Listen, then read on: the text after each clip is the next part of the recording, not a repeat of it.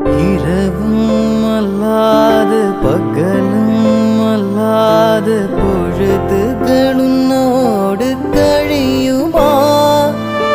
தொடவும் கூடாத படவும் கூடாத இடைவெளி அப்போது குறையுமா?